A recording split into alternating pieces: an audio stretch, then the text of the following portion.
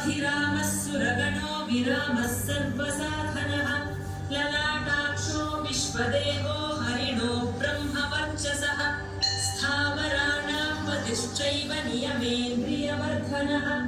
सिद्धार्थः सिद्धभूतार्थो चिन्त्यः सत्त्वतेजाश्च श्रीमान् श्रीवर्धनो जगत्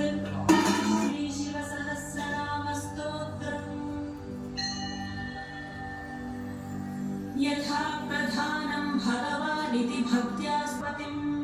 भक्त्या त्वेवं पुरस्कृत्य मया यज्ञपतिर्विभुः ततोऽभ्यनुज्ञां सम्प्राप्य स्तुतो मतिमतां वरः शिवमेतद्धि परमं ब्रह्म परं ब्रह्माधिगच्छति ऋषयश्चैव देवाश्च स्तुवन्त्येतेन तत्परतपसंस्थाकरो विभुः तथैव च मनुष्येषु ये मनुष्याः प्रधानतः आस्तिकाः श्रद्धानाश्च बहुभिर्जन्मभिस्तवैः भक्त्या ध्यानाजाग्रमाणाश्च व्रजन्नुपविशंस्तथा उन्मिषन्निमिषंश्चैव चिन्तयन्तः पुनः पुनः